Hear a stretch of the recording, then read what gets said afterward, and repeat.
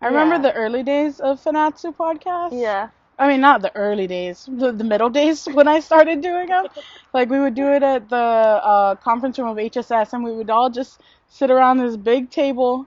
There was, like, maybe 20 of us, and there was no video footage, and we would just have, like, 2 or 3 big microphones, and we would just move it around the table to whoever's talking. It's very rough days. During the middle. Yeah, during the middle days. Never heard it described like that. Because Fanachu started as like a project from a Getz class, and then they just continued it after they finished. Yeah. I never knew that. You know what? I'm not cutting this out. We're leaving that. Half a day, Fanachu listeners. Welcome to the rough cut intro of this Fanachu podcast. And you know what? I'm not going to cut it because we're just learning history. Both of us here together. Maybe you knew it, maybe you didn't. Well, I know I didn't. Anyway, today's guest, or before I introduce today's guest, so sorry, ma'am, undescribed, unknown ma'am. What was I saying? I just want to say thank you for listening. Don't forget to follow us on Facebook, Instagram, Twitter, anywhere you can find us. Follow us on Patreon. We have a lot of exclusive stuff, and we'll talk about that later. But right now, I'm gonna introduce our not really mystery guest, because I'm sure you read the flyer, and I'm sure she's why you're here today, Miss Nichole Quintanilla. Hi guys. Half a day, Miss Nichole. Half a day. All right. So we have Nichole here today, dear friend of the pod, dear friend of mine, because I almost said March.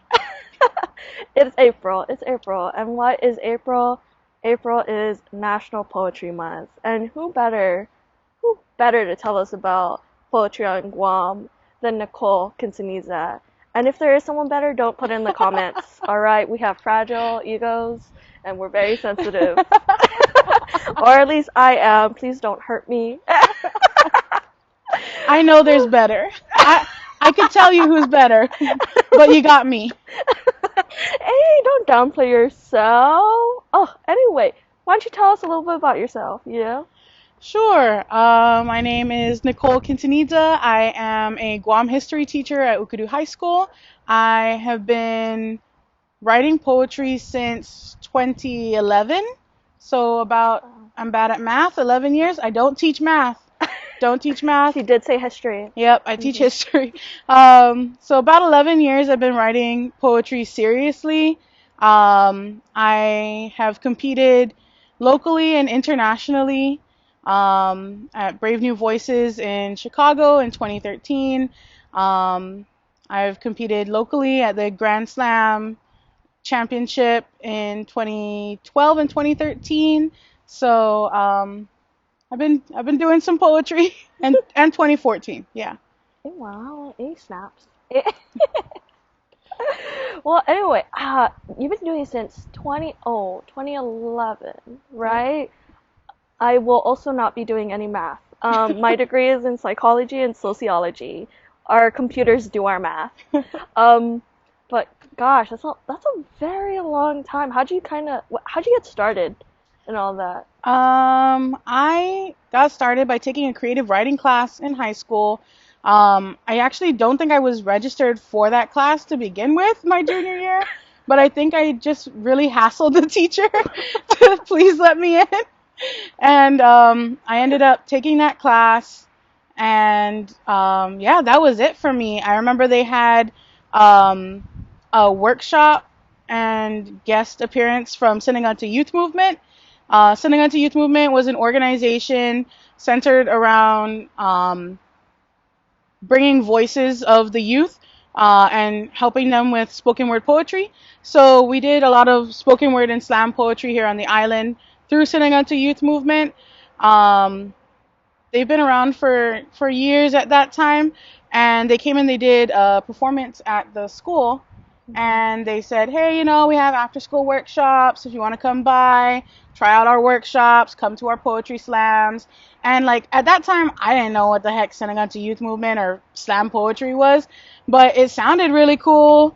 And it was this huge movement, like hundreds of kids were all just coming out and performing and watching these shows, and I thought it was so cool. So I went to the first workshop, and I wrote a poem about a tree, about being a tree or something like that. Oh my Really God. bad poem. Was it a mango tree? No, I think it was a nunu tree, Okay. culture and stuff. Mm. But You know that joke about mango trees? no. Every Islander poet has one mango tree Oh my poem. gosh, you know what? I do have a mango tree poem. See, girl, it's I have one of those, yeah. it's a joke, but it's the truth. Yeah, so I wrote my first poem and I was so excited. I was like, oh, I went to the teacher and I said, can I read you this poem that I just wrote? It's like, I wrote it and I think it's pretty good. And then she was like, come to the workshops. Keep coming to the workshops. oh We'll my help you get there. Oh my God, sweetie, great Yeah, effort. A for effort. It was a bad poem. But I figured it out. I went to the workshops. I learned how to do it. My first year, like really competing, was 2011, 2012, and I did end up going to the All Island Grand Slam, but I only made it to like the first round. And then the next year, 2012, 2013, I made it onto the team. So I was like in the top like 6 or something like that. And we went and we competed at Brave New Voices in Chicago.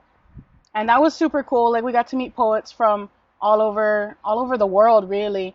People from Europe, from Africa, South America, North America. So that was super cool. And then in 2014, I was actually in college, and I was like, that was like my last year of being old enough to compete with Sinaganta. Yeah.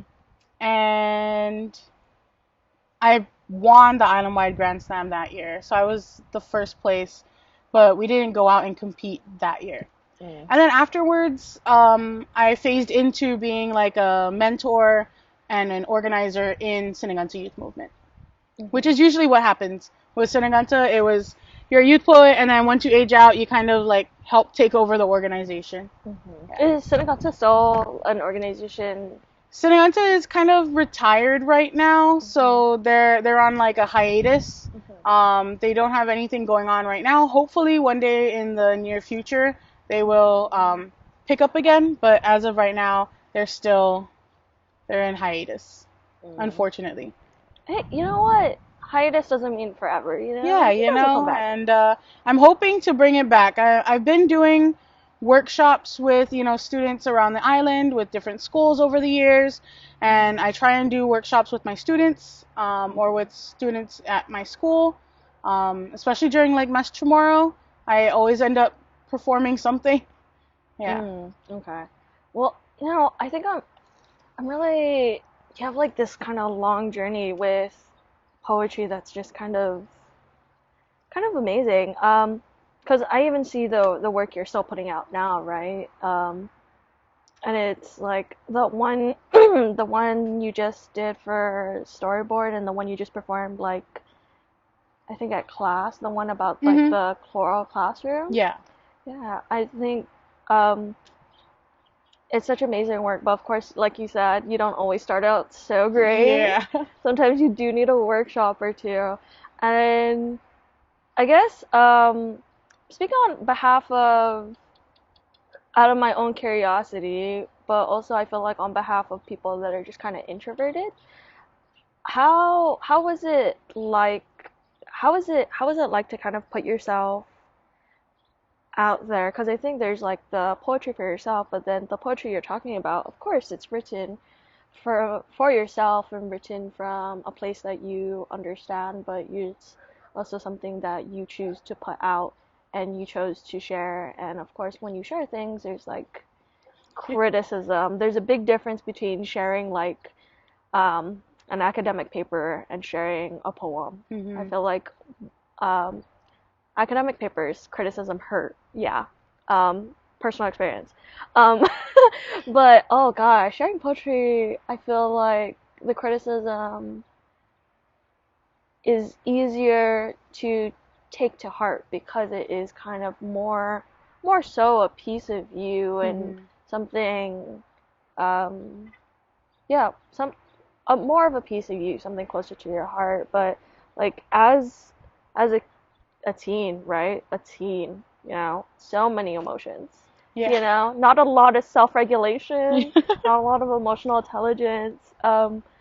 Like how was it like kind of stepping up and putting yourself out there? And like I guess is there any like advice you would give for like teens especially? I think you could speak more to that, but I think poetry is such a great emotional outlet for not just us. Obviously, we're talking about poetry like from our point of view, but I think for teens, kids just in general, it's such a great um, way for them to express themselves when sometimes they don't feel heard by maybe adults or understood by peers or anything like that. Yeah, for sure. I think yeah, poetry is such a huge outlet. Um, Especially with when I was a youth. I'm clearly not a youth anymore. I see all these like call outs like, Hey. oh, looking for local young writers or And you writing don't fit the age. opportunities, and then it gives the age, and I'm like, Hey, you know what? We're so young. You know what? I'm a youth at heart. I might not be 21 to 24 anymore, True. but I'm still. You know what? I'm still under my mom's and my dad's insurance. That's young enough. Oh man, I'm not. Oh man, this is my last I'm year. too I'm old so for that. scared. I'm so scared for the American healthcare system.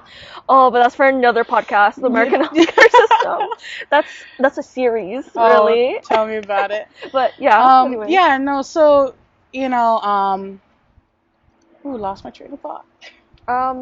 We're talking just about like we're not youths anymore. Yeah, But so like when I was a youth back then, um a lot of the movement focused on culture, right? And identity and who we are and where we come from, and I feel like that was really prevalent in a lot of especially my writing. And it helped to, give us a voice because for so long our people had no voice. For so long we were silenced. We were told to just appreciate what we have and just be grateful for what we're given. And I feel like it was a way to kind of say like, yeah, we appreciate where we're, how far we've come, but that doesn't mean we stop here. It doesn't mean we just be satisfied with what we're given. We should demand what belongs to us, what is our right. And I feel like that was really something that I was capable of doing through poetry.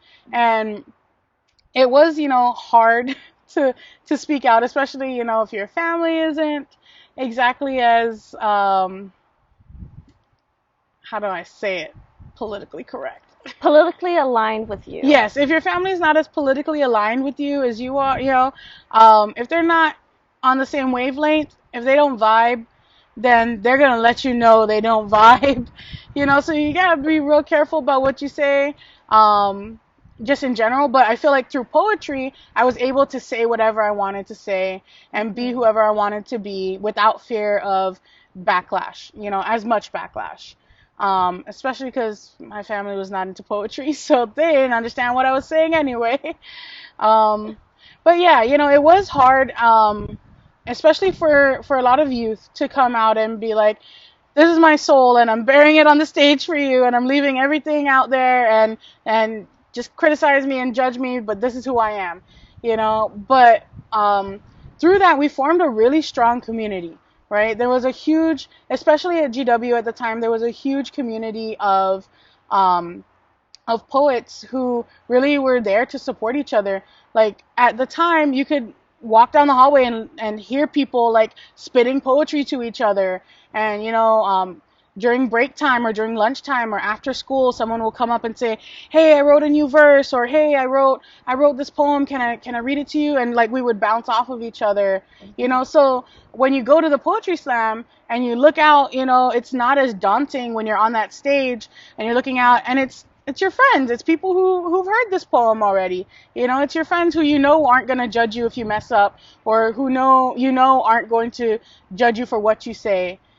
So I feel like it is a daunting task to go up there and perform in front of the world, but because you have a strong community, you don't just like show up to a slam one day and like be a total stranger, right?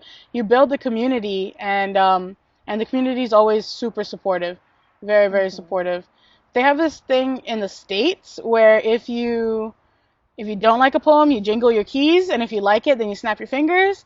Um, we never jingle our keys here on Guam. Oh. We don't jingle our keys here on Guam. Maybe internally, you know, Oh, like I'd be like, oh my god, personally, if I I'm heard gonna jingle my one, keys, but if I heard one key jingle, yeah, oh my god. yeah, you know, and it just goes back to culture and respect, I guess. You know, the Mm-hmm. Chamorro people very respectful, so we're not gonna jingle our keys at somebody. But Yeah. yeah, they do that stateside. Yeah. That's interesting. Jiggling your keys, like, I don't know. I feel like, I mean, I get it. I mean, I guess like sometimes in some spaces, poetry is a competition, and I guess Mhm. there's like harsh, learning through tough love. Mhm. But I like how you described just like on Guam we don't do that because I just feel like it'd be really not taken well Yeah, if really someone not jingled their taken well. keys. Your Huh? cousin would turn around and be like, "You jingled your what?" Yeah. I was like, "Put your Corolla keys down."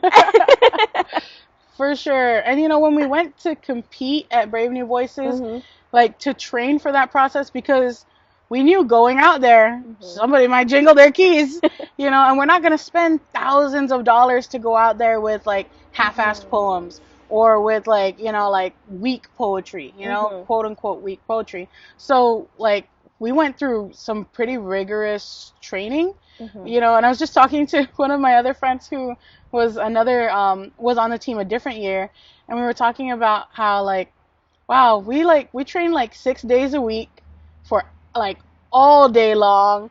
Like Oh we had like, you know, damn. and it was like, if you're not standing outside, like if you get your poetry wrong, if you get your lines wrong, you're standing outside in the sun and your partner's in the shade, and you can't come into the shade until you get your lines right. Like, you know, and it was like crazy, crazy training. Like we had distraction training. They had foam swords, and they were like fighting. You're like spitting your poetry, and you're like going really hard, and you're giving all your emotions, talking about these like really hard topics, and these people are right in front of you, like having a sword fight with foam swords, and you can't break and you can't laugh.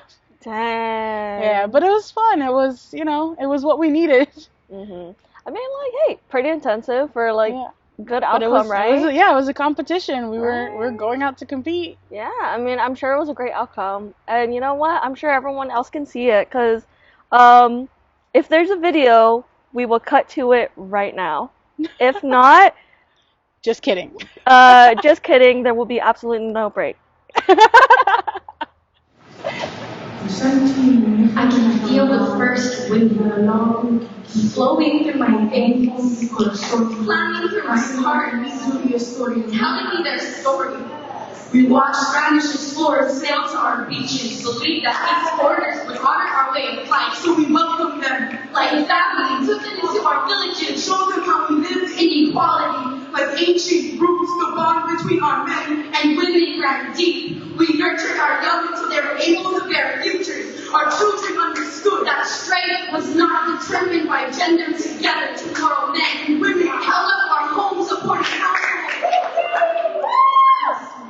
Male chiefs stood for generations, but they could not exist without their female counterparts. The Magallanes and Magallanes fly by side like mountains, but these colonies cowered at the strength in our women. Our eyes were ocean floor. They anchored themselves inside us. They could follow our blood and break our status out of existence. We were as mighty as their kings, so they demanded our tongues be silenced, forced our power to bow at their feet like peasants with a sword as bullets pierced our skin, and we were reduced from mountains to rubble. Saw our sons and daughters slaughtered for our way of life.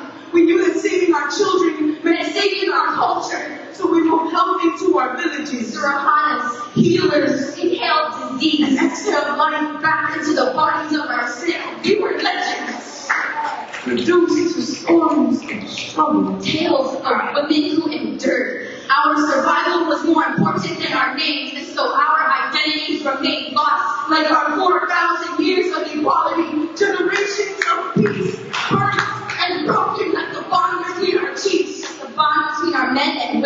bond between our people. The bond between our past and our present is broken by the Spanish blood that now flows within us. We are descendants of our own conquerors.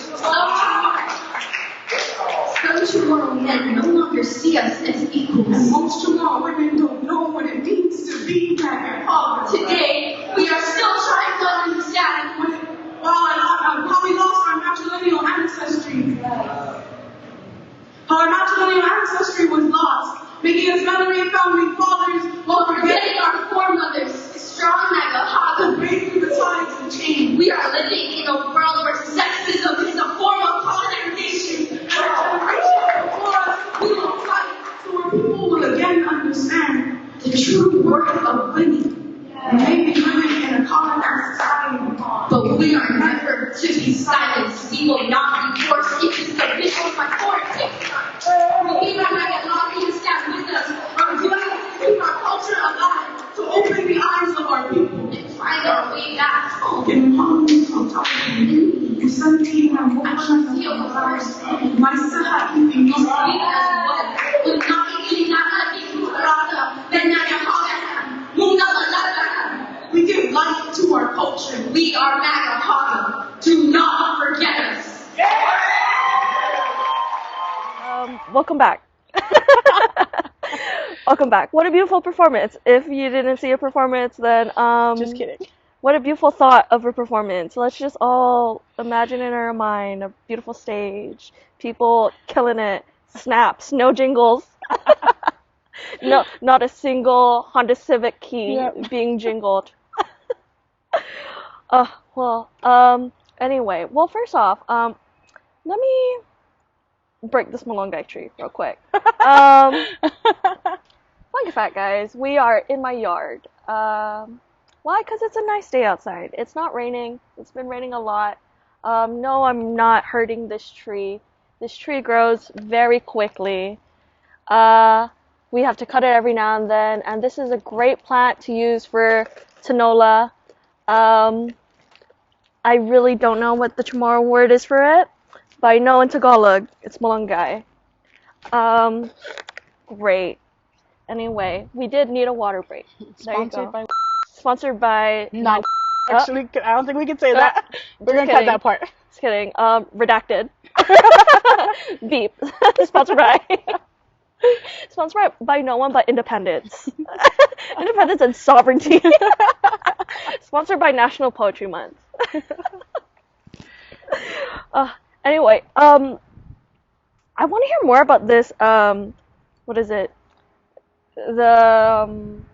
Going out there and, you saying you're talking about you're spending thousands of dollars to go to these competitions and you guys are practicing 6 days a week. You're really mastering the art of foam sword distraction. Nothing will get in your way. Mm-hmm.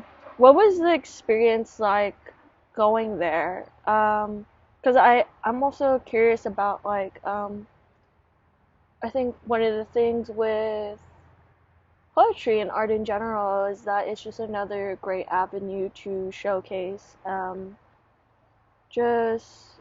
just, like, obviously we're independent Guaham, so of course we love talking about the issues, but we also love talking about just the culture and everything about Guaham, but, like, and, you know, poetry, especially when you're going out and competing, it's such a great kind of space. I'm just assuming, of course you could tell me if I'm wrong, it seems like a nice, like, safe space, or not safe space, a nice space at least, to kind of showcase your work, be proud of your culture, be proud of just everything you've done as a team. But I also wonder just kind of the feeling of it, you know. I think because you were doing it when you were a kid, right? Mm-hmm. You're a teenager, you know, a person that thinks they're grown. Yeah, definitely. We're really teens thinking we're grown. Yeah. We're like, real. No, I'm taking a flight, Mom. Yeah. It's like, no, Mom, I'm going. I'm 18. I can go if I want to. Who's paying for it? For real. But, like, yeah, just that sense, like, you're really young and you're going out and you're kind of bringing this new perspective that a lot of people haven't seen, and you don't know what this reception's like.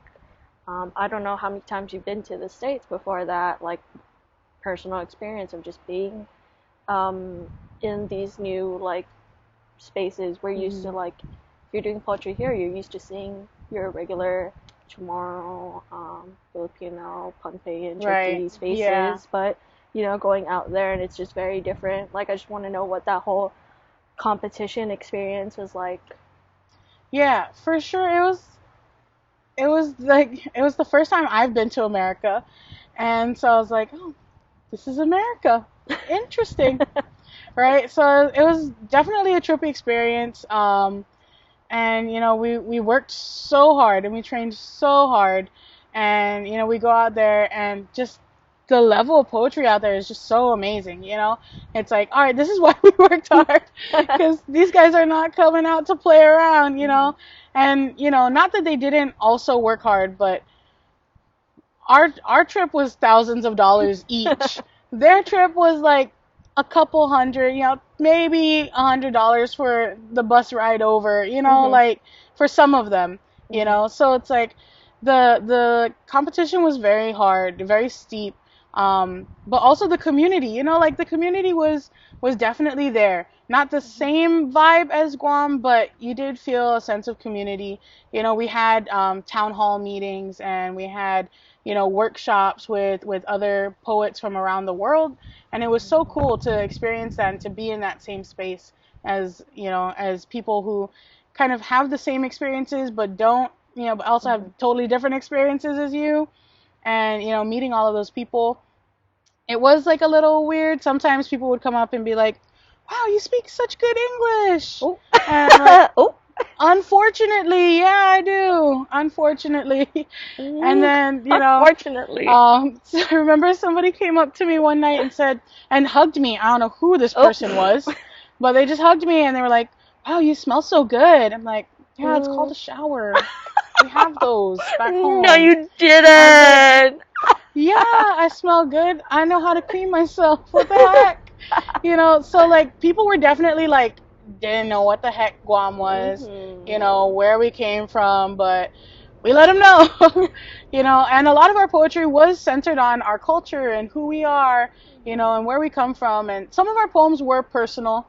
We did have our own individual personal poems, but a lot of our pieces were group pieces about our culture and our history and our struggles and our triumphs. And so we definitely felt accomplished. We didn't win, but we felt like we won, internally, like in our hearts. We won in our hearts, because we were able to go out and share our story with the world, And it's happened like every year, I think since 2010. Every year that we've gone out, I think we've only made it to the semifinals, which is not bad. It's like, I think our year was like top 16 out of 50 teams, right? But, one year they even disqualified themselves by performing a poem more than they were allowed. You're only allowed twice. They performed it like 3 times. But they went in knowing, they were like, we're going to disqualify ourselves because it's more important to share our story than it is to win a competition, right? And in spoken word, we always say the point is not the points, right? When we perform poetry, the point is not the points that you earn. The point is to share your story, right? So they ended up going out and disqualifying themselves to share their poem. And gosh, that poem was like so beautiful. That's like one of the best poems I've ever heard. Yeah. And if we have a video, we're going to cut to it right now. We do have a video. We'll cut to it right now. Oh, beautiful.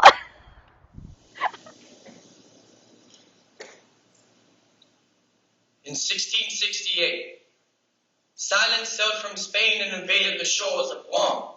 The Spanish hushed the Chamoru culture with rifles, and the sound of extinction was deafening. They justified genocide with Bibles, burnt down huts, destroyed villages, and called it Catholicism. They forced us to our knees to praise a foreign god, as if chanting to our ancestors was anything less than spiritual. The Spanish brought disease, Soldiers and missionaries to our island. Colonization was their mission. Silence was an order, and fighting back meant us clinging to our culture. They stripped us of our true identity and banned our language. Snatching our native tongues out of our mouths and forcing the Spanish out of our throats until we choked on the closing syllable. Our language was unrecognizable.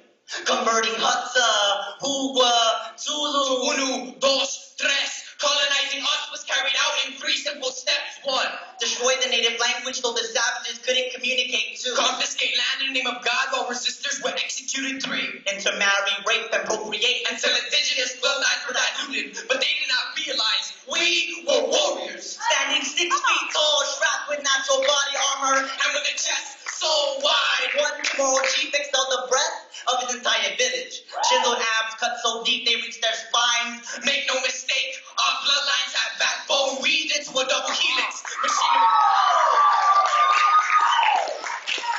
Machinery and technology were irrelevant because with hands like the sea, simultaneously gentle and deadly, we fed our people by harvesting the ocean sustainably. What was once a beach that provided all the necessities became a port for Spanish military. We caused unnecessary currents with tactics that were unpredictable as an undertow. Because we were able to see genocide glide with a tide, whether high or low, it just goes to show that our people stay true to themselves. With hearts like the coral reef, we set a barrier around our way of life. We were, and still are, one of the oldest civilizations in the Pacific. Itautan of the people of the land. The indigenous are being swept out to sea like a flea in a bottle. From our shores to yours, we carry this message across 5,803 miles of deep blue. Because although we speak true, this attempt to teach you may get lost in migration.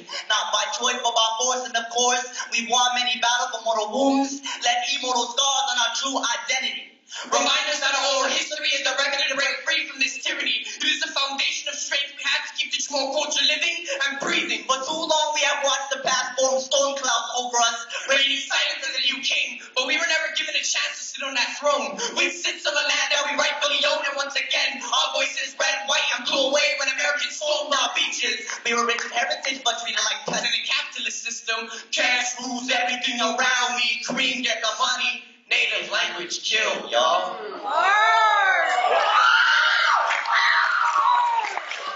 But with the strength we inherit from our ancestors, we will engage in this war to preserve our past. Using our vocal cords as slings and our vocal tones as stones. They are thrown, not meant to break bones, but to break the silence of our people. To all of you, this is just a poem. But to us, it's a chance to bring justice to our home. So we carry this message in our hearts to a nation that still considers us second-class citizens, even though we enlist more soldiers per capita to fight and die for the freedoms we are not privileged to. The freedom of speech, the freedom to speak and be heard with these words. We proclaim that though our oppressors may try to arrest our development, Wuhan has waived its right to remain silent. Yeah, it was Ryan Leon Guerrero, and I don't remember Willa's last name. He's called him Ryan the Lion and Willa the Mike Killer. So, Oh, it's the guy with the really great hair. yeah. I can't believe that's how I know him. I was just like, I always knew them as a pair this way. Yeah, so they like with the poetry community, especially I went to high school with Ryan, so whenever at our school they needed like people to do like workshops or they needed people to come and perform or anything, we would all like kind of like all the poetry kids would go together, and even after we aged out, we were all in the organization together. So we would go to like JFK and Southern High and Sanchez, and we would perform at all these schools. And so like I was telling my students the other day, because I was showing them the poem, I was like, guys, I'm very surprised. It's like 10 years later and I still have this poem memorized. It's not even my poem, but I've heard it so many times that it's like we all have it memorized. Yeah, but it's such a good poem. No, I'm not sure what the poem is, but I'm sure I love it. Yeah, I'm sure you've heard it. You've definitely heard it. I'm so sure I have, and I'm so sure I love it. I hope I'm not setting myself up for anything, but if it comes from you guys, I know. I feel like everything I ever heard from Seneganta and from like Ryan or you have just always kind of blew me away somehow. Like you guys have your personal pieces, which I love, and then you also have your political pieces, and I think you talked about it a little. It's kind of I think it is hard sometimes, especially when you have people that don't politically align with you, but I feel like it is also freeing. You know, um, I forgot. I don't remember who I was talking to, but I was talking to someone just about poetry. Wow, it sounds like I talk about poetry a lot, guys, but I don't really. I just happen to remember this particular conversation. But I was talking to someone about poetry, and I was just like, yeah, I mean, sometimes when you read something together with someone, or you're like watching a video like of a slam together, like it makes it easier to talk about hard things. Oh my gosh, now I remember, it was about the Kuluzine. Yeah. Oh my gosh, I forgot. It was literally PDN. Yeah. No, me really forgetting PDN. Sorry, PDN. Love you guys. Or was it the Guambi Daily Post? We're just gonna cut that whole part. Whoever it was, we love you. Whoever it was, Madison Scott. Yeah, we had a great conversation about the Kuluzine. If you guys watched the launch, this might be me repeating, but I just think it's like a great thing to reiterate is that poetry, artwork, just any kind of art, whatever medium it is, like there's that saying that personal is political. So anything about you is a political statement, even though people don't want to talk about that. Like even just right now, right? So on Guam we have the what is it? The heartbeat bill. And even though you don't want to be political, like your personhood is political. Like you're a woman, like, and because you're a woman, your personhood is now kind of a political battleground for in this case, like the abortion bill, right? And I think it's just can't say I read a lot of abortion poetry, but I think it does, like, just reading about heavy things, reading about things that are hard to talk about, especially like politically. Not only does it like is it freeing to write, but it's also freeing to read. Right? It's really great being able to read something and be like, oh, okay, so I'm not the only one that's kind of angry, or I'm not the only one that's like not that sad, or I'm not the only one that actually loves this, that feels so free, or like all of these emotions, feelings, experiences, you know, it makes it feel like you're not alone, like the community you're talking about. Right? I'm sorry I'm going so on and on, but No. like, you know, I think a lot of times people believe that poetry is solitary. You know, that it's something you write in your journal. Like, yes, I very much write it in my journal. How many have been out in the world? Not a lot. Barely. But like, because that's just how it feels sometimes. But I just love how you, like, just this whole conversation you're talking about, like, no, like, we came together, like, no, there's these spaces where we talk about it, there's these workshops, there's so many different avenues of not being alone in these thoughts and feelings and expression that sometimes is very rare. And it is also just very beautiful. Definitely. You know, I use like these poems, right? I use these poems in my classroom, and you know, we'll have a discussion after we watch the poem. You know, we'll watch a poem, and then I'll say, all right, what do you guys, what was that poem about? What were they even saying? All right, what do you guys think about that? Do you think that's true? How do we feel about that? You know, and then it kind of starts like the conversation in the classroom, you know, of getting them to kind of talk about what, you know, what their thoughts are and how they feel, you know. Recently we started talking about the plebiscite, right? And it's not just poetry, right? So like you said, all art forms, you know, paintings and plays and books, right? So we just finished Mariquita, and at the end of Mariquita Revisited, right, the author talks about the plebiscite and who gets the right to vote for self-determination. You know, so after reading Mariquita with the class and discussing it, then I asked the class, all right, so what do you guys think? Who should get to vote? Do you guys think everybody should vote?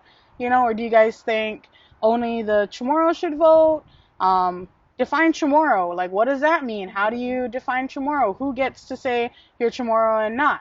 Right? Then, like, blood quantification comes in and, like, all these different, but it gets them talking because they don't think about it. They don't really think about stuff like that. And, so it kind of pushes them to be like, oh, I don't know, I never thought about it. Let me think about it now, And so I really like that, using art as a form of communicating, because you're right, it does ease them into it. It does kind of cushion the conversation a little bit, to the point where, I'm not just walking into the classroom and saying, like, only half of you get the right to vote. What do you think? Like, that's just so like so forceful. But through the art, it kind of like gets them. It provokes their thought without having to force feed it to them.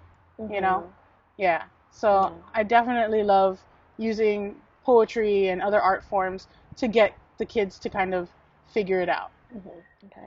Well, we just had a great question from our helper today, Miss Marian over there, just from from our single solo audience member, Marian, with the other camera from this angle.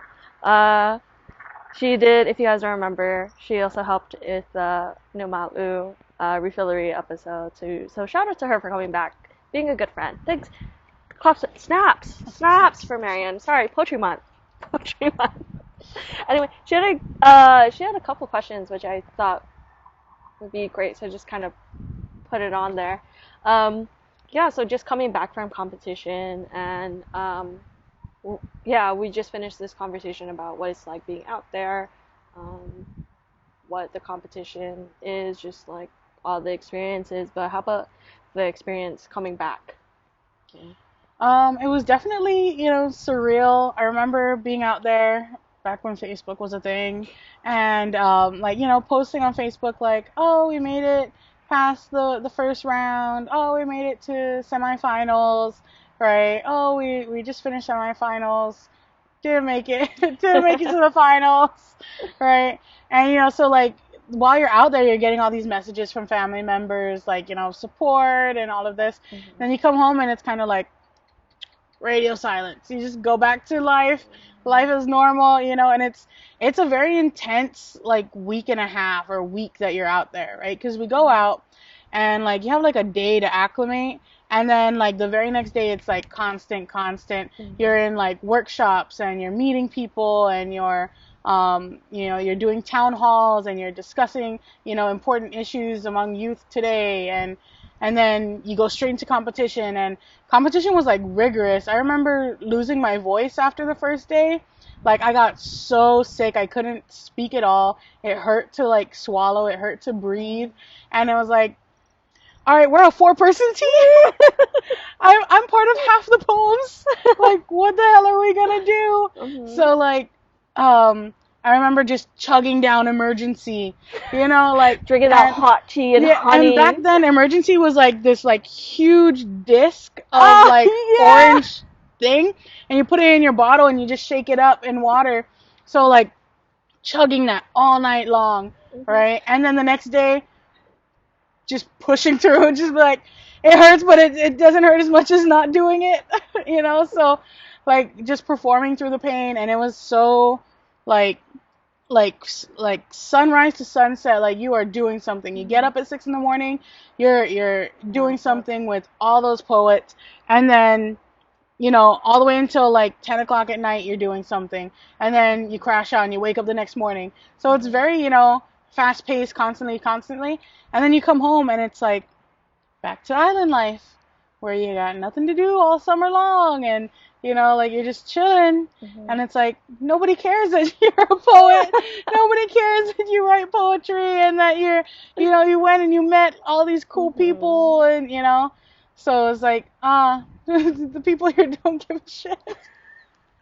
And it's not that they don't care, but poetry is not like a huge thing on Guam in general, especially among the older generation. So they're like, whatever, like the youth, like, it was cool, like, kind of being like a little bit of a celebrity coming home, and people were like, oh, I know you did this and you performed that and stuff. But other than that, like, No, it was very back to normal life.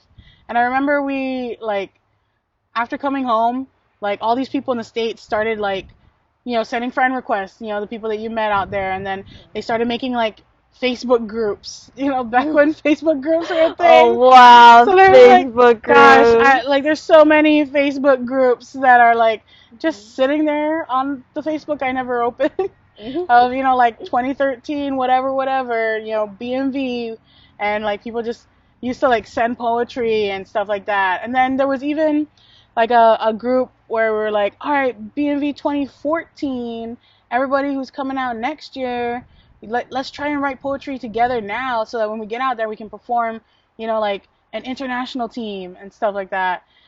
Obviously never happened, but it was cool that the community kind of followed you home in that sense. That the people you met out there kind of followed you back, and like I still kind of like I see their posts on Facebook still every now and then, and be like, oh, I remember you, or I remember your this poem or that poem that this person did. And like I was on TikTok the other day and I saw this person pop up, and I messaged them, I followed them, and I messaged them, and I said, were you at Brave New Voices in 2013? And it was her. And I was like, oh my God, do you remember? I remember you. We performed, like, we competed against each other. And it was funny because that person, for like a while, like almost a year after BMV, I would get tagged in her photos, right? Like, how Facebook would like recognize people, like this person might be in your photo, and I would get tagged in her photos. And you weren't. That wasn't. She's the whitest person I've ever met. She just has curly hair. That's like a hate crime, but not a hate crime. That's like. I messaged her. I was that's an incorrect hate crime. Girl, are you tagging me in these? And she's like, dude, no, I don't know why Facebook keeps. So like on my Facebook, I have like, you might be in this photo. You might be in this photo, and I'm like, that's not me. Girl, that's the other half of me. That's my white half. White half. They're like, don't forget about me too. So I was just like, oh, that ain't me. But yeah, so like, and then I found her on TikTok, and I was like, oh my God, dang, I know you. Yeah, small world. Not really, but.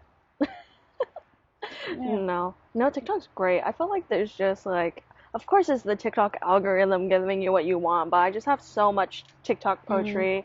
Like, yeah, like of course we would get it, but like just the fact that there's just so much out there now, and just like so many different forms, and people are like mixing it now. Yeah. Like with so many different mediums. I saw like one where it was like, they were mixing poetry and dance. Like someone was like kind of, I think, well, I'm so sorry to the TikToker who I'm not crediting right now, but you were great. The dancer was great. She was doing like an interpretive dance to like this poem.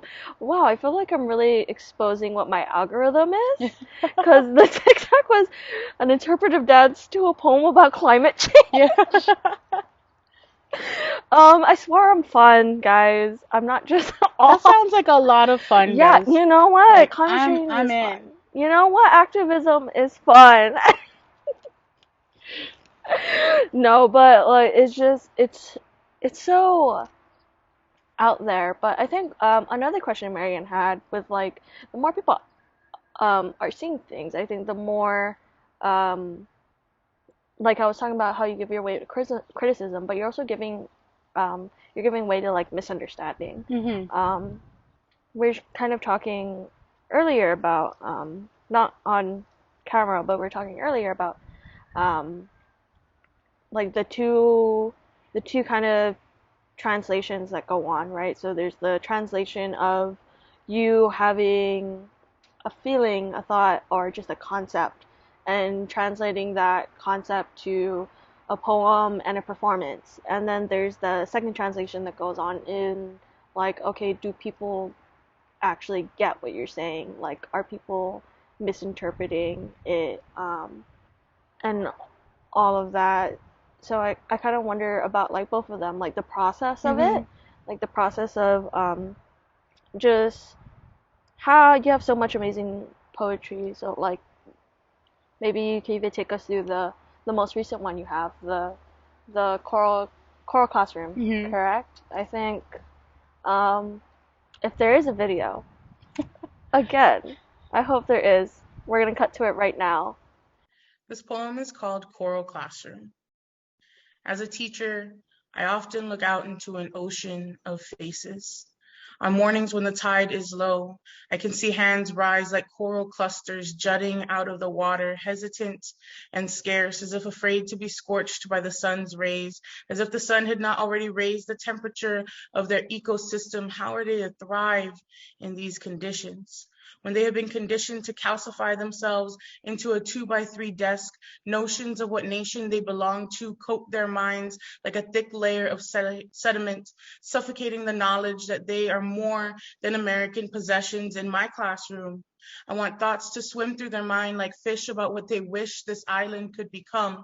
Open their eyes to what it means to decolonize. Imagine a future unpolluted by foreign power, where the plastic bags and soda cans of colonization can no longer cause contamination in their waters. I want ideas to ebb and flow like waves from brain to plans to progress. There is no progress without them. There is no Guahan without them. Their voices will be heard for generations. They are the makers of nations.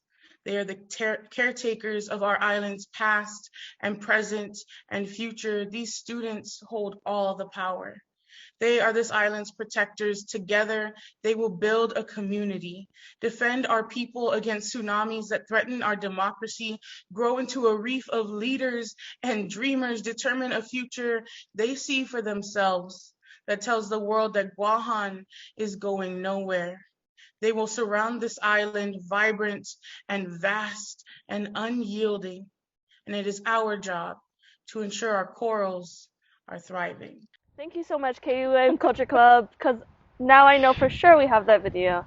Shout out to the Culture Club and that wonderful poem, Choral Classroom.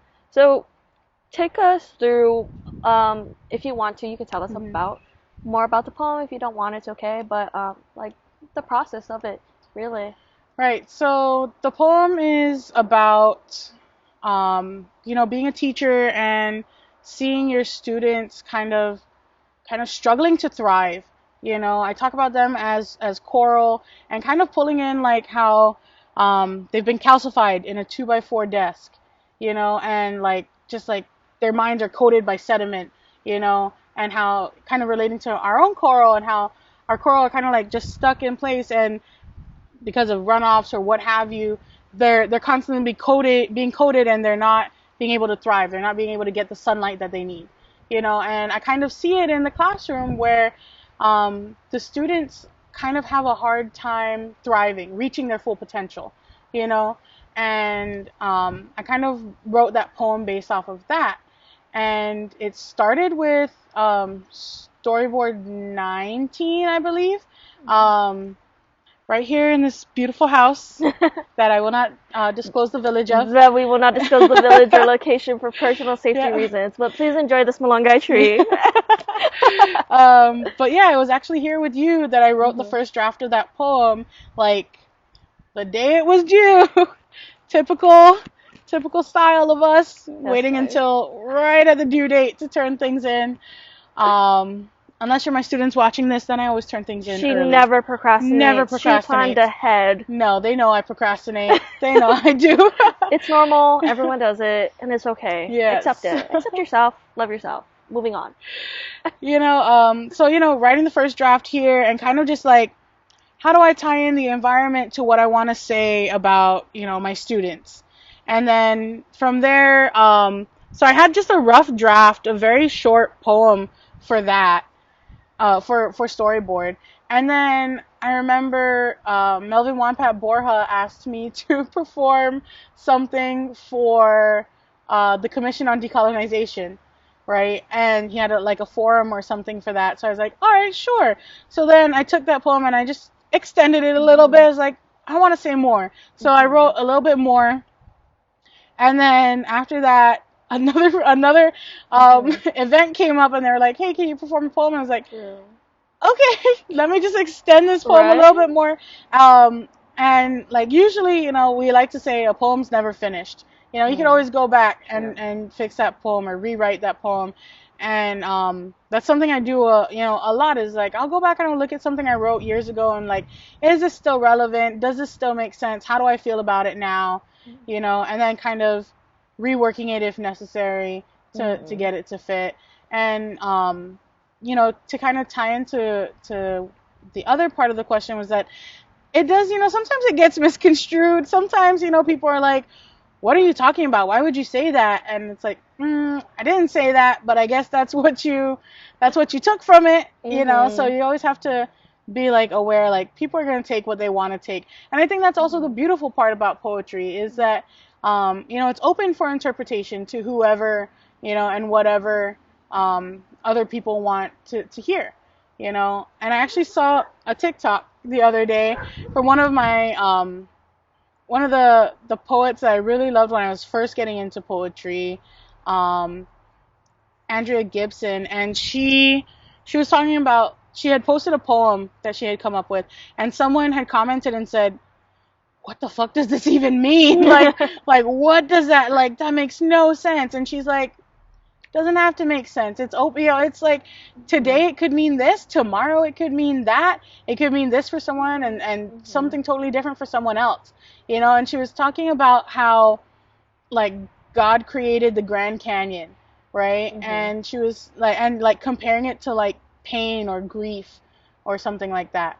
And she was talking about like, the don't say gay rule. And like maybe God was so angry that people were dumb enough to make the don't say gay rule that he kicked a giant hole in the earth, and that made the Grand Canyon, and so it's like, it's open to interpretation to whoever hears the poem. Like however it applies to your life is how you're going to take it. And I think that's very beautiful. On one hand it could be kind of negative, but most of the time it's something very beautiful that, people can interpret how they see fit. True. Like you write it for yourself to some point, but when you share it, you're really giving it as a gift to other people. Definitely. So like you can't tell a person like, no, I only want you to use this gift like this. Like if you give someone a Ross gift card and you're like, no, I only want you to buy Adidas. Yep. Girl, no, Ross is for everything. Yep. I can't believe I made that analogy, but I know you guys understood that. Or for the stateside people, Trader Joe's, they do gifts? I don't know. They have Ross in the States. They got Ross out there. Girl, is Ross alive in the States? Walmart. Yeah. I don't know who does gift Target? cards. Target. Is that offensive? I don't know. This is how I don't really know about American corporate culture. No, wait. I know about American corporate culture on a political level. But again, different podcast episode. A whole other series. But yeah, I mean, it really is. It's a beautiful thing. When you're talking, it reminded me of like this thing. When I was a teen, I mean, honestly, no. To this day, I won't be ashamed of it. I do love John Green, and I'll say it here, and I'll say it now. I do love John Green. Don't you even dare. I was just talking to my friend last night about how much we don't love I John know. Green. I know it's so contentious. It's such a big debate. But I will say it loud and proud right now. I loved John Green books when I was growing up. I had the whole box set. Have I read it recently? No. Oh! We're back after the camera fell. My cat was chewing on the wire. But you know what? I'm going to believe that to be the angry spirit of John Green all the way in Indiana, getting mad at the slander, the absolute slander. No, but I get it. To each their own. But I think I read it when I was a teen, and it really. This is not the novel podcast, so we're moving on from me defending John Green, but I do love him and his brother Hank Green. Shout out to Hank Green on TikTok. So yeah, I like Hank Green on TikTok. And honestly, everything else you do, SciShow, I'm really. This is not sponsored, but if you want to sponsor us, I don't know if we're allowed to. What is their history videos that they do the crash course? Yeah, crash course. I love showing my kids crash course. Oh my god! I just like slow it down by like 0.5 because they talk so fast, and my kids are like, "Wait, miss, what?" Wait, like, I blinked. Yeah, the subtitles, and then just slow it down a little bit. No, but the way they've helped thousands Oh of yeah. teens during their finals, Mhm. they've helped me. They've helped me when I was taking my history praxis. Girl, I was biology. like, crash course economics. No. Anyway, we love the Green Brothers. Anyway, the reason why I brought him up, I almost forgot why, but he has this thing. I think when he was doing like press junkets, he used to say this thing where he didn't like explaining his books, Mhm. like what they mean on like like when people ask like super detailed questions, like he'll answer a couple, but when it comes to like the overarching like lesson or theme, he didn't like doing that because he kind of believed that whatever you think it is, Mhm. because I wrote it, but it's your book now. Mhm. Like this story belongs to you, so whatever you got from it is what it is. Mhm. Like I can't tell you you're wrong, Yeah. because I could tell you what I got from it. I could tell you why I wrote it, but then at the same time, like, um, I don't want it to take away from your own experience. Mhm. Yeah. I think I saw a video of him saying something similar. Like someone asked a question about like why does this person do that? Like he wrote the Go ahead, girl. one John Green fan with the over here. cigarette, right? With the smoking. And he's like, you put the thing that kills you in your mouth, but you don't give it the That power was a to great kill movie, you. alright? Right? He wrote that one, right? Fault in Our Stars, Yeah, yes. Fault in Our Stars. Yes, he So did. someone asked a question about it, Mhm. and he was like, well, what do you think? Yeah, that's it. Okay, there you go. That's Yeah, it. That's the one. he's like, whatever you think, that's it. Yeah, you just gotta write it, get what you wanted to get from it, Mhm. and then just let it go. But I totally get when you're saying that, like, sometimes it just feels like a poem is never done. I think that's why I love our writing sprints. Yeah. We just randomly do writing sprints. We'll be like, okay, hey, this random submission deadline is in 24 hours. Let's do this. And we'll come to my house and we'll be like, all right, what I'm gonna write about, but like, it's creative practice, of course, but it's also like, it's helpful because like, if I were to be given like a year on it, it not that it wouldn't be good, but I feel like I would just tweak it so much from its original form. It would be just so different, and if I would be given the time, it would just change over and over. Right. And that's just like with everything, painting, like video. The amount of times I've like held on to like editing something, and I'll be like, no, let me just change this contrast, or like, oh no, maybe this doesn't fit like the main storyline. I'm gonna cut it. And it's like, I was just talking to Tony from the Memoirs Pacifica podcast. You guys, shout out to Memoirs Pacifica. We're giving a lot of shout outs because you know what? It's all about love and community. Oh my god, it stops. But anyway, we're just talking about that, like editing, like no matter how much time you have for something, you're never, it's kind of like a curse. You'll never be satisfied with it. But I don't know. I think it's also, it'll always change because art, poetry is Organic. It's a living thing. yeah, it's organic. It's a part of you, and you are not stagnant. Definitely. You always change, and if you change, your writing changes, your poetry changes, and it's just Yeah, I don't write about being a tree anymore. I've been there. I've done that. yeah, you moved on. Yeah. Now That's- you're coral. Yeah. Now I write about other people being coral. I've changed, evolved. We're going through the whole biome. Yeah. Next, I'm a bird. Yeah, If you're a bird, I'm a bird. Sorry, I just watched The Notebook again recently. If you're a bird, I'm a bird. Sorry. Hi guys, welcome back. Welcome back for us. It was absolutely no time for you, but the camera fell, and I did cut that out, so it's a welcome back for us. Anyway, when we were setting up the camera again, our helper Marian had another great question. She was just kind of out of the top of her head, because she's also a teacher at the same school, in the same department, actually. I found that out maybe like a couple minutes before we were recording this. What a great friend I am. I didn't know that. But anyway, she was asking about um, does about does poetry make you a better teacher? Did I say that question correct? Hmm. How did poetry affect your teaching? Honestly, teaching, especially these days, especially in high school, is a performance.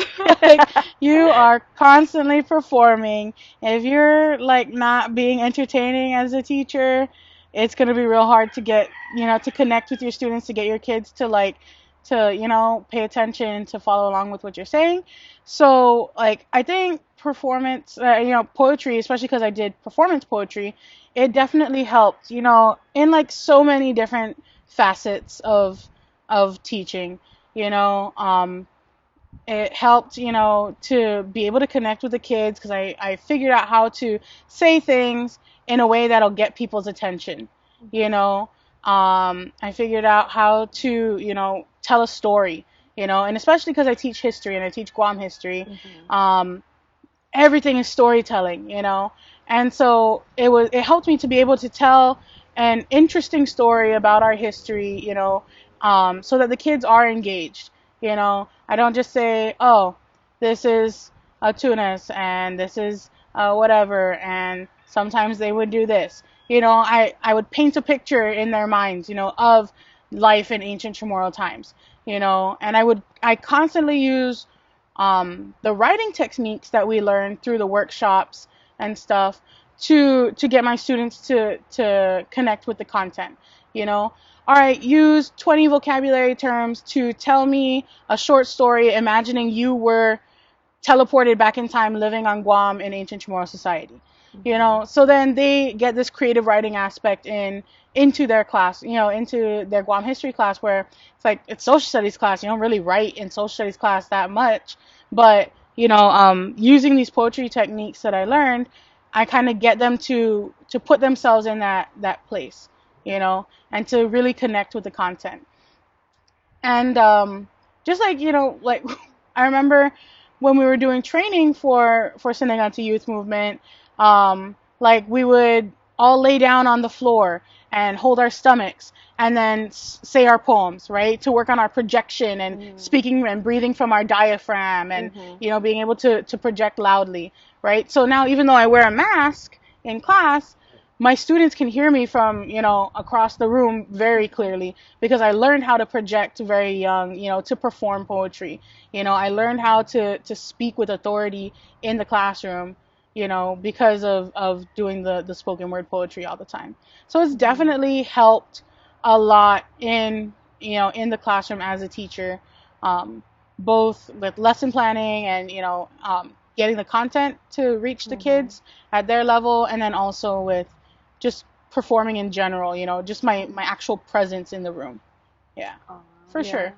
No, that's great. I love the, because it is hard to get the attention of teens, Yeah, and hold it. and hold it, but like it really is a good kind of medium. I mean, a lot of like lessons you learn can translate into teaching, and I don't know, when you're talking about, I was just thinking when you're talking, I was also just thinking of like um, just all the ways that poetry is so good for students in general, like for teachers like you, but like also like because of what you learned, like these students are benefiting from kind of um, how you approach them. You approach them on a creative level, on like a more personal level.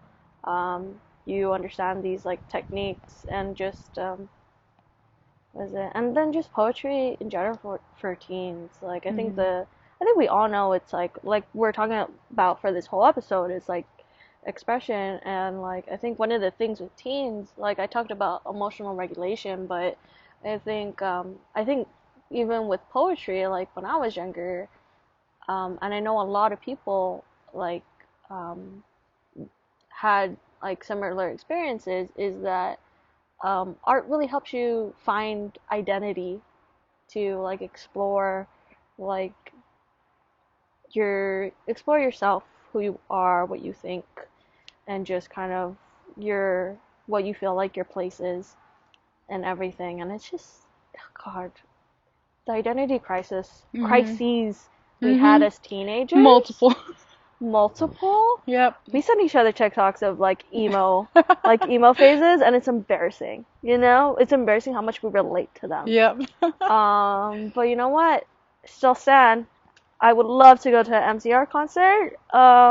If Paramore has another one going, if we're gonna do an emo night on Guam, I'm down. We're there. Black mascara and all. Oh yeah. I will side swoop. Oh no. You No, I know won't. what? I was just talking to some friends about like middle school days and like middle school dances and like all the songs that would come up, and I have like a vivid memory of me with like black lipstick, like and like thick eyeliner. Who did I think I was? What was I doing? Who let I don't you know. out the Who let house? me out? Who My let mom you did out not the let me house? out of the house. The black lipstick was in my pocket. Oh! Got out of the car, went to the restroom, and applied it. And it was not even very well applied. But you gotta explore. You had to but know. I had my emo phase. Still going through it. It's not a phase, Mom. It's not a phase, It's Mom. not a phase, Mom. It's not a phase, Mom. It's a lifestyle. I just don't dress in black as much. I say while wearing a leather jacket. In the sun. In the sun. No, but I don't know. I think it's just such a great. Avenue for discussing, Sorry, pause for- because my cat's here, and she was the reason why the camera fell twice. So I'm a little cautious. But yeah, it's a great avenue for identity. For really discovering who you were. Like, gosh, I don't know how many people came out during that time. Oh my God, the gay poetry. Yeah, the gay poetry. Oh, the queers were out in force. Yep, I've been there. I remember writing one poem in high school where I just dropped like a real subtle line. Oh my Right, God. like I'm not bashing on the gentleman. God knows I love them just as much as I love women, if you know what I'm saying. And then I just quickly move on from that. Just be like, yeah, I'm just a little bit gay, but we'll focus on that later in another poem. And it doesn't end. Oh my God, like what was it? I think I wrote that one poem where I was just like, I talked about Haley Kiyoko. Yeah. And I was just like, I'm too old for this. I mean, like, I'm really writing a poem about like watching Haley Kiyoko's videos like 1,000 times. I'm gonna be about that curse word, but anyway. Yeah, I mean, like it's so great. Everyone coming out in high school, but like even like now, I mean, I'm really glad. I mean, obviously it's not going well. Teens. But it is, even though it's a lot more open and like it's all over like Twitter, TikTok, Instagram, like it's like it's more acceptable to be queer. It's still like hard. Like a week ago, I think you were showing me that news article about the transgender girl on, was it the Guam High's team. Guam High's rugby team, yes. Yeah, and it's just like we had a conversation before about just like, it's funny how kind of naturally this flowed out, because we wondered about whether we could talk about this, right? Because it seems like this would be like its own episode, which, yeah, maybe I will do an episode. Maybe someone in Fanachu will do an episode like on transgender rights or just LGBTQ issues. But then I think we're talking about like, we're not really authority figures in this. But then we also came to this conclusion. I think something that people can understand a little bit more is like women's rights movements, right? So like on Guam, the heartbeat bill, like we're talking about, but just also just like equal pay, discrimination, gender discrimination, and all that other stuff. Like, yeah, of course you want a woman to speak on her experience and all of that, but then at the same time, it's not like we're not saying like, okay, men, but shut up, because this isn't like a thing where it's like, no, I only want the support of women. Like, no, for it to be an equal thing, for this not to be an issue, it has to have the support of everyone. Like, yeah, of course, prioritize women's voices in that sense, but that doesn't mean that men have to stay quiet. Like, no, if you support it, then don't be shy to say that you support it. Right. You know? So I feel like we were talking, like, it's the same with like the transgender issue with sports. Like, yeah, we're not transgender. Like, yeah, sure, we're queer, but that doesn't mean that just because you're queer you could talk about every single letter's issues. Right. But like at the same time, you can't just leave this to just trans people. Because it's not just their fight. Like, we have to be allies. Just because we're part of the alphabet mafia doesn't mean, we can't also be allies to, to everybody. Yeah. Yeah, and I think it's just one of those things where I think it's great because like we're just great communicators or whatever. I don't know. I wonder why.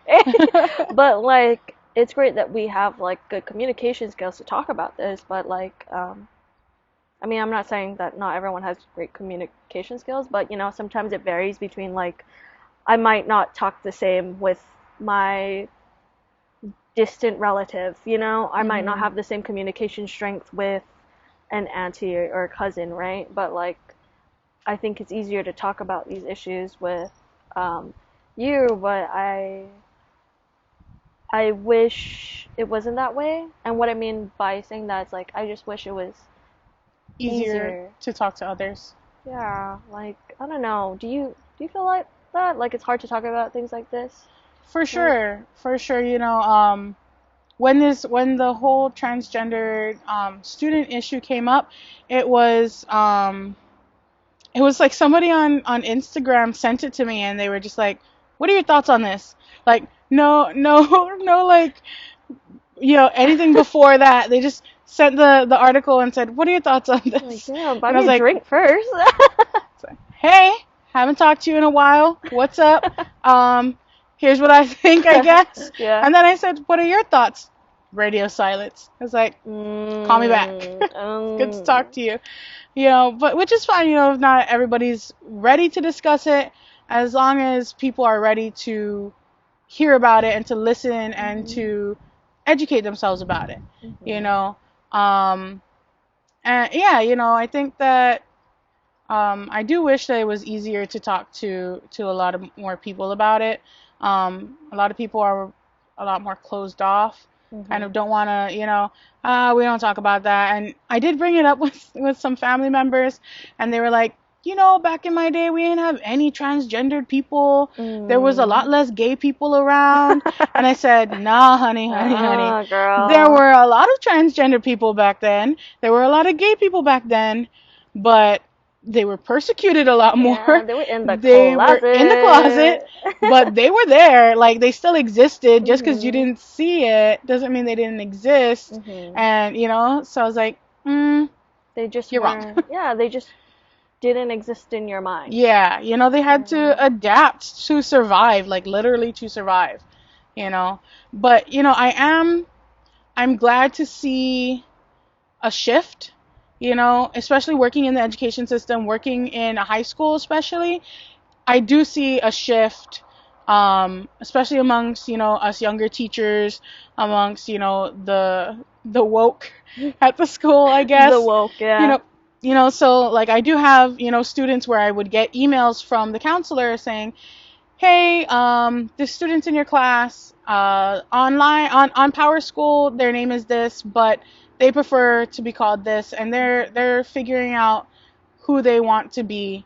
So they prefer to be they prefer they them and to call them by this." And so I'm like, "Cool. Whatever you want." And, I try in the beginning of the year, you pass out little index cards and you put information, what's your name? What are your parents' names? What are their contact info? What do you prefer to be called? What are your pronouns? That way the kid doesn't have to like come up to me after class and be like, "Oh, could you," they shouldn't have to explain themselves, So that card kind of eliminates if they're comfortable with putting it there, or with somehow saying it to me, then I adjust, Yeah. And then just subtly correcting the rest of the class as we go. Just trying to make it normal. Yeah, Normalize. so it's, Yeah, normalize everything. I mean, Yeah. like, it's just, And I know Yeah. it's, it's heavy topics to discuss, like especially with the parents, some parents don't want to accept anything. They don't even want, oh, that person's transgendered. I don't want them in the class with my kid, but it's Yeah. like whatever.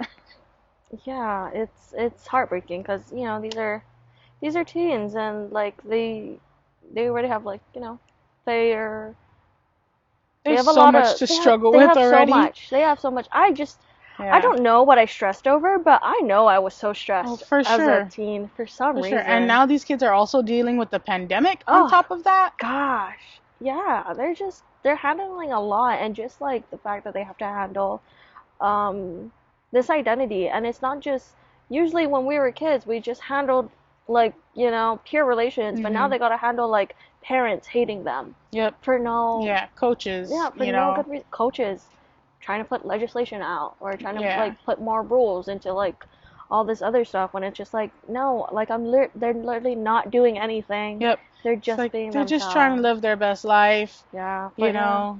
Yeah. Yeah, I mean, Like with like the whole, transgendered student playing rugby thing, right? mhm.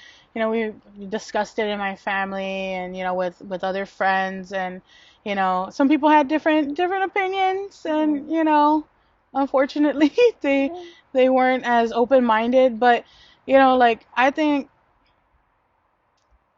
just play. Just let them play. Just let them play. They're not coming out here like, yeah, I want to beat up on other girls. Nobody's thinking Yeah. that. Nobody's No like, one's yeah, thinking I want to that. go to the bathroom and like attack girls in the bathroom. Like that's not I just want to, they Mhm. just want to pee. My God, just let them pee. Just let them play. They're not trying to, Mhm. to hurt Yeah. anybody.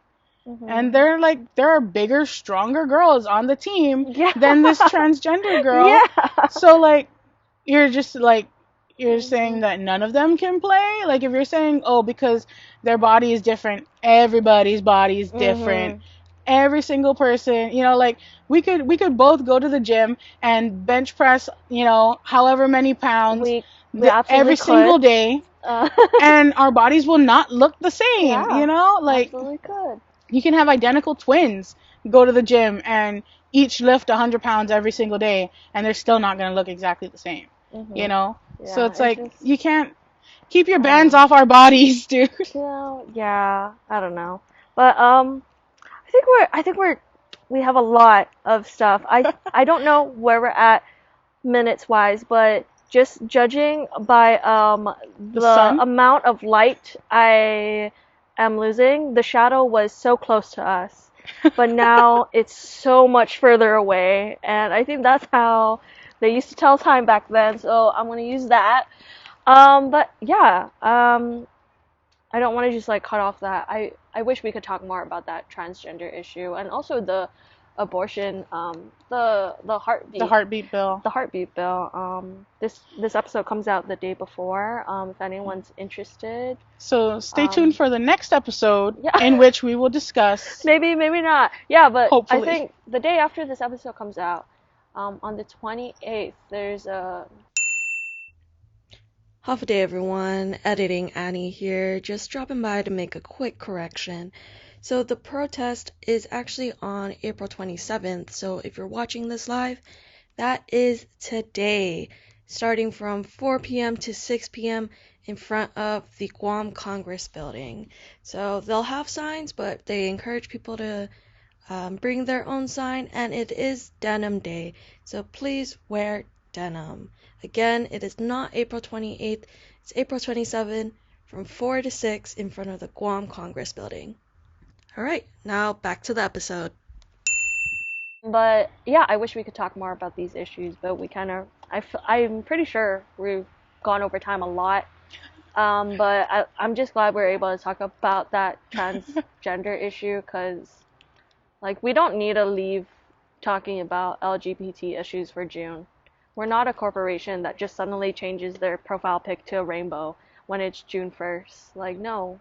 I think these kinds of topics can be talked about or should be talked about every day because it's a thing that affects people every day, not just in the month of June. Nicole, wait, before we say goodbye, I just want to say, before we say goodbye, like I said, follow us on Facebook, Instagram, Twitter, all the things. Patreon. Patreon. We have a lot of great exclusive content there.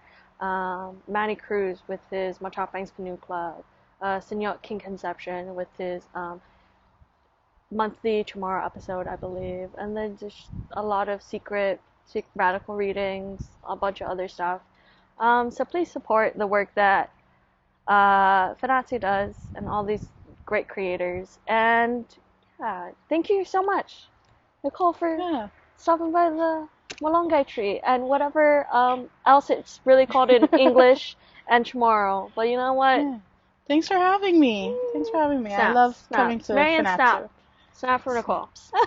I'm like a bad poet because I can't snap. It's very silent. It's cool. Very I'll silent. snap for you. Thank there you. you go. Right into the mic. Yeah. All right. Just do a voiceover. All right. Bye, guys. Bye. See you next time.